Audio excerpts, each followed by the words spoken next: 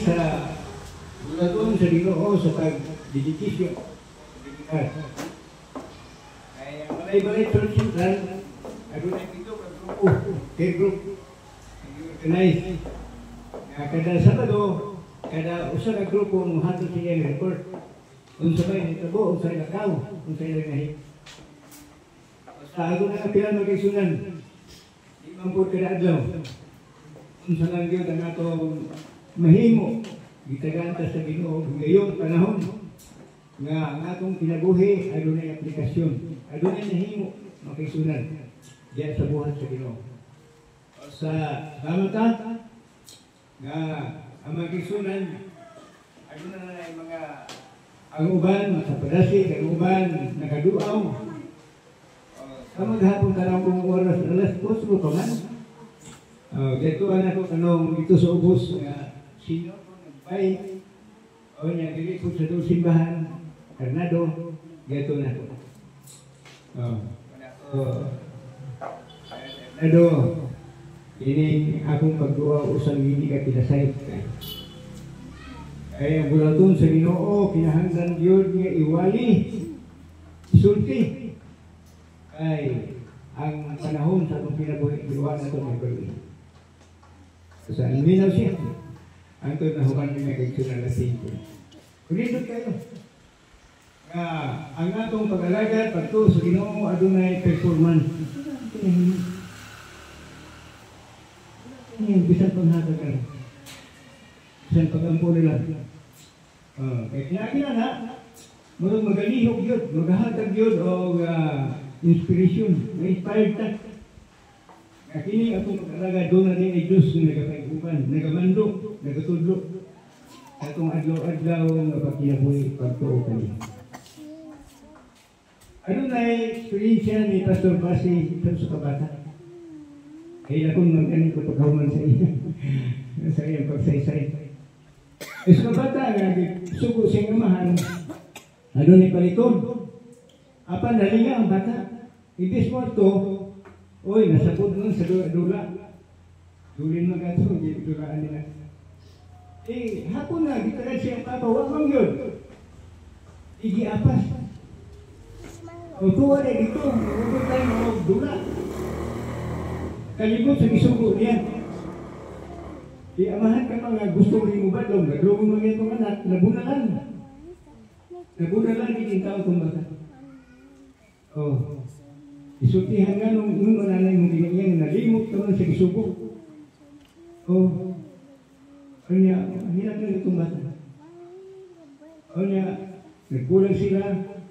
Gitanaw di ay sa amahan katong yung auto. Ay nag-isakyan. At tingala siya nga nung isulat man dito mga amahan dito ka. Anong nasulat mong dito ka dito? Ngayon yung gugma sa iyang amahan di sa pagkabunalan. Ito nga po. Doon na kasi pagkagat pag-bate. Ngayon yung amahan dito. Nagbago sa iya kayo ng tao ko. Ano ka? Kung ngayon na lang mga personal na pagkagat. Nga bisan sa tumanganak, mapagkas. Kanya idol mo kayo natin, gunggul mo talaga. Matandog yun. Matandog yun ang atong kinabuhi, ang atong kasulkahin. Nga naman amahan, human, disiplinahan mo na, kaya lang, apa, nakasulat niya ito mga anak. Apa, idol mo. Pwede ko. Ikaw nga inahan, ikaw nga amahan, nga makadungog na anak, makabasa, murag. O hindi kayo. Suling lagi kayo. Ningaw kayo. Ningaw. O sa ang Ginoo diha sa atong gibasa sa Juan 21:15. Gusto sa Ginoo nga ato kining gamiton. Ato kining ipadayag. Ulo ka pa pinatana, ibigin Jesus. Kaya importante kayo alang kang Pedro sa iyong paglalas. Kung sa ingon ni Jesus na Pedro nung siya. Pedro na gugma ka pa ko. Pagkaitsunan ka ng gugma, iparayag sa Ginoo. Mao na gugma nga makahatag ka nato kalipay. Kalinaw. Panaghiusa, pagsinagtanay. Di ba? Makita nato nga itong partner na supported kayo. Mutabang yun. Mutabang, buhat, willing kayo mag-eksunan. Muna nga, ang pagkatinugyanan sa pag-alagad sa Ginoo, hinahanglan yun ang imong impression. Adun ang kayo hinahon, adun ang kayo kasing-kasing na puno sa goodness sa alagad sa Ginoo. Muna nga, higito, isupin. Apa mo sa'yo kalugan sa isupin ng Isos? Save my lamb, save my sheep. Akan ang aking karero, akan ang akong gamay. Igsunan ang buluhaton sa pagkaon, mauman ang sulti sa mga tao. Nawa din, doon kayo mga silingan nga, okay, ay nagkalisod, nagyot. Iyong kitang tanan, di mo magtanong kayo nga, ayahay ta, dili Diyos. Apan ingon nga buluhaton sa Diyos, nga niya ito sa pagkalagad, maugin na ang atong priority. Number 1. Ano gitagaan tag lubos kinabuhi sa Ginoo? Matthew 6:23. Naapagina sa 1, 1:21 nga, 23. Gitagaan ta o ilustrasyon sa Ginoo.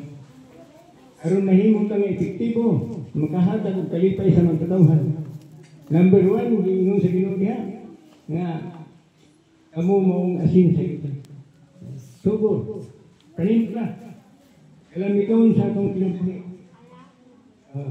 Hindi mag-unsa man, hindi ito supos nga kung ang asin, mawalaan siya ang kalamit. Wala ni kapuslanan. Una nga, gusto sa Ginoo nga effective. Effective ka.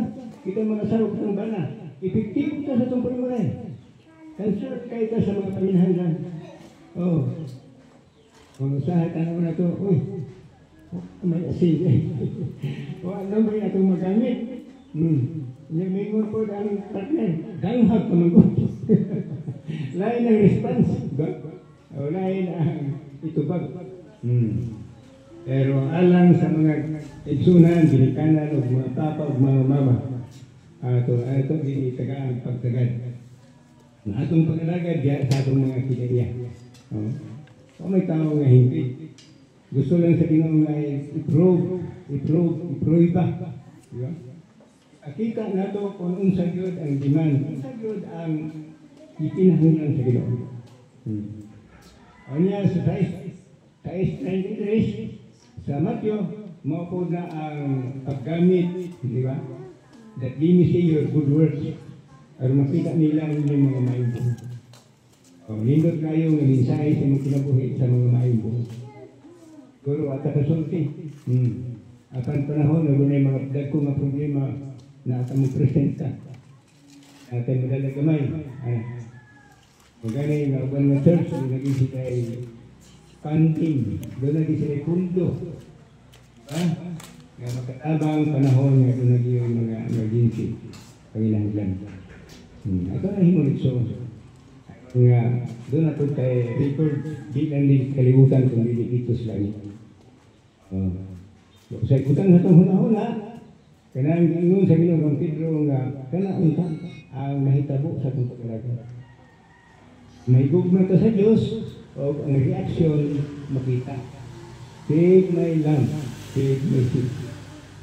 Mga na panginahanglan na pagsunan. Ang Diyos, magkakauban ng agawas ng kinabuhi sa itong pagtuos, itong pag-alagad, pinagi sa itong pag-ampo, o paghimo sa bulaton sa Ginoo, at makita na ang mga katawhan kung kayo, ganahan kayo, gusto din sila nga makauban. Nakilawan nila, nakita nila, unsag yun ang pag-alagad sa Ginoo diri sa salamat ta. Itapod, mag-apil niya na himo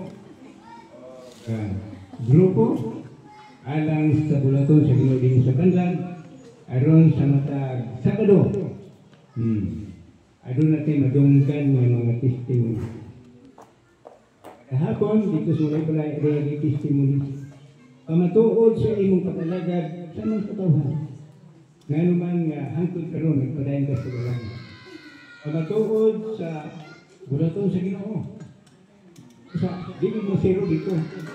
Adun naging testimony. Wapo bina nato. Kada usa mahatag sa iyang testimony. Kung sa ginahitabo nga hangtod karon naamos patalagad sa Ginoo. Hangtod karon nagpadayon gyapon mo sa buraton sa Ginoo. Peaceful kayo ang inyong kalimalay. Mga bana, mga understanding kayo. Na sila usap mag-apil, magkaisunan. Kasi ini sa banlag, ako ampo sa Diyos. Ngayon ka nga itong pinakuhin, mahimot yung demanding kayo. Inaanglan kayo sa mga katawhan.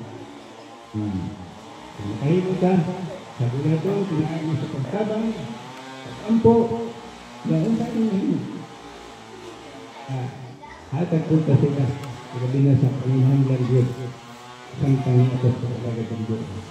Ang Diyos na kaisunan, may balo sa itong kasing-kasing, may balo sa itong mga nahuna, kawin niya ang gahong sa talang espiritu, ready sa pagsaguban ka na ito, kawin niya maangkod po na ito ang mga ayuhan sa mga kalagong isa. Hindi kita mag-ayuh ito na. Ang Diyos na kaiguban ka po nun, hanggang sa ito sa bisita, ngayon ka iyong pangalagad, nadasikon, maripayon, kawin niya ang tanan na kaisunan, nakahimo sa dahil sa Diyos, na naghatag ka na mga pagkaugan o mga panalangin na itong pinangyan karoon ka na.